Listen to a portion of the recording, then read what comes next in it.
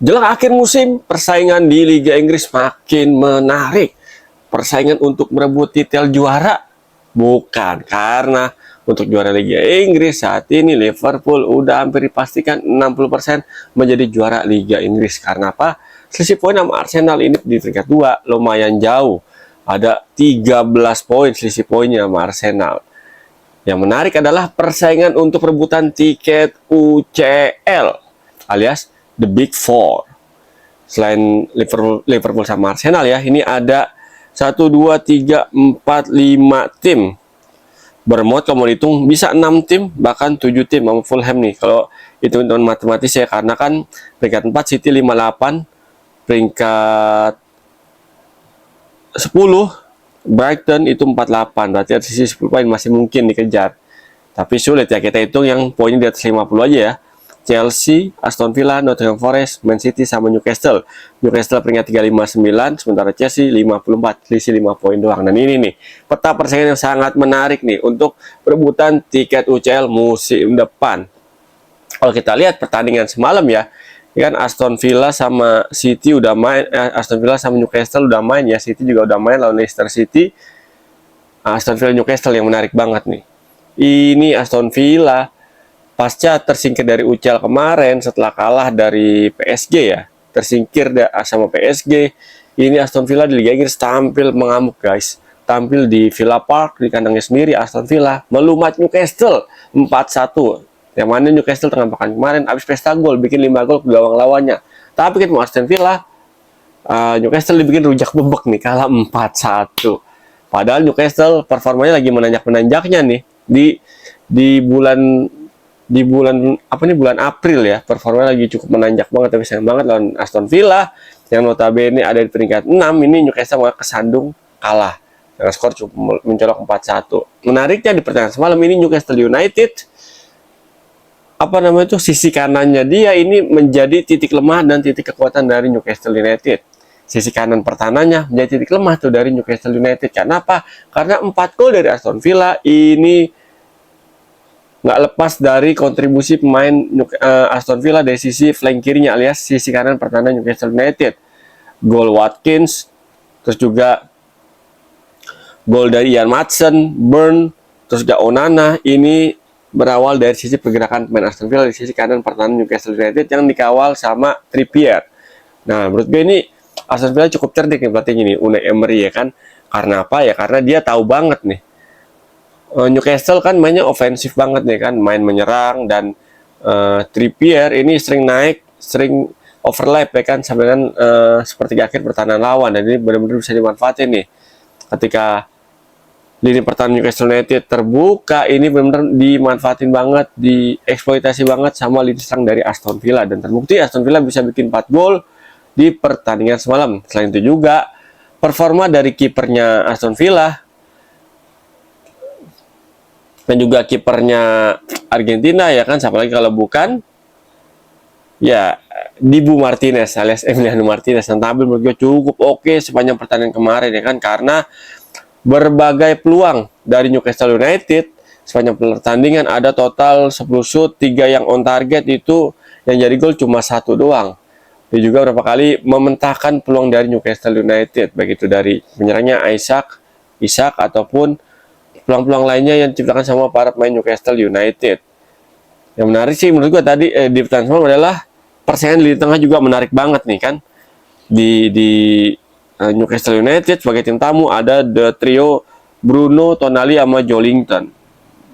Dan ini trio ini bisa diredam agresivitasnya sama lini tengah Newcastle United yang masang ada 5 pemain di lini tengahnya untuk meredam agresivitas dari Newcastle. Ada Kamara, ada Tielemans, ada Rodgers, ada Asensio, dan ada McGreen. Nah, ini menarik banget nih pertarungan lini tengah.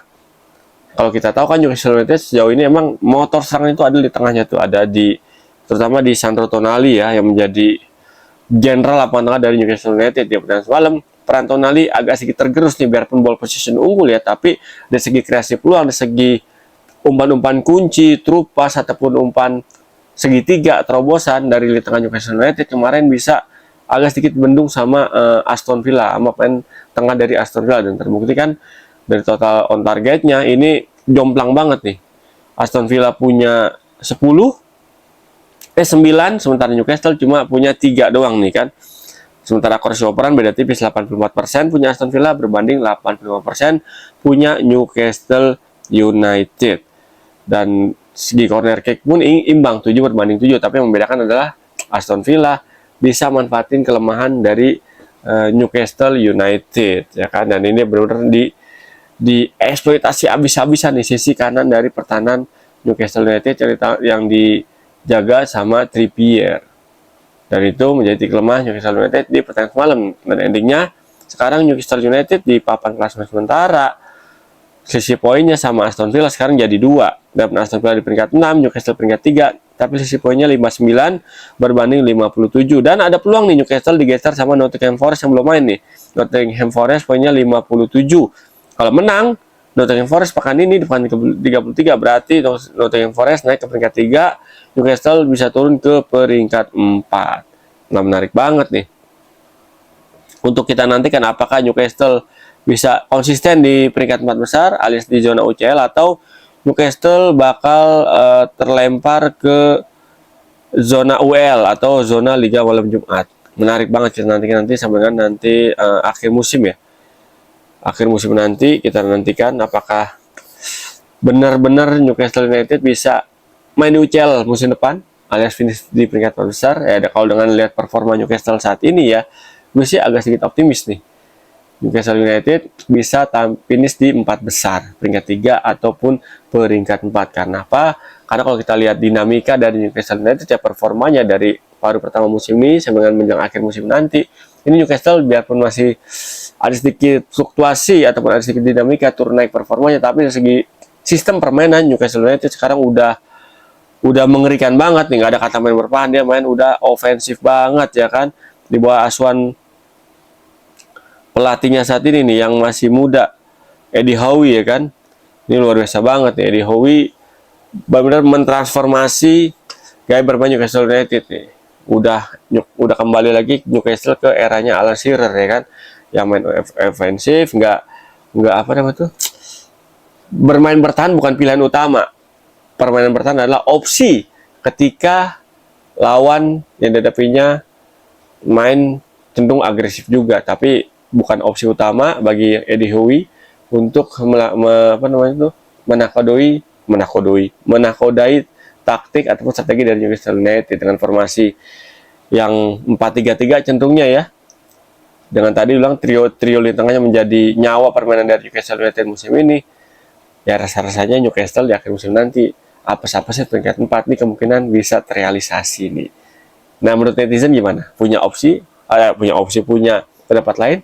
Kalau punya, tulis di kolom komentar. Yang jelas nih, saksikan terus pertandingan Liga Inggris nih, karena menjelang akhir musim biasanya Liga Inggris semakin oke nih. Tinggal sisa 5 match lagi nih. Kalau semua pertandingan pekan ini udah selesai, pekan 33 berarti tinggal 5 pekan lagi Liga Inggris bakal menuju garis finishnya. Kalau tadi gue bilang di awal kan, kalau untuk urusan trofi juara udah di atas 50% udah pasti milik Liverpool, karena selisih poin sama peringkat 3 Arsenal ini 13 poin. Peringkat 2 Arsenal selisih 13 poin. Yang menarik adalah perebutan tiket zona UCL alias zona Liga Champion. Mari kita nantikan. Nah, tim kesayangan Anda kira-kira berpotensi nggak nih dapat tiket UCL musim depan? Tulis di kolom komentar. Thank you banget guys yang udah support channel YouTube gua Irwanchan 160 melalui konten Pundit Abangan dengan cara nonton, like, subscribe, dan share. Thank you banget guys. Dukung terus perkembangan channel YouTube gua. Ketemu lagi bersama gue Irwanchan di konten-konten Pundit Abangan berikutnya. Gua pamit. Salam. Bola bola.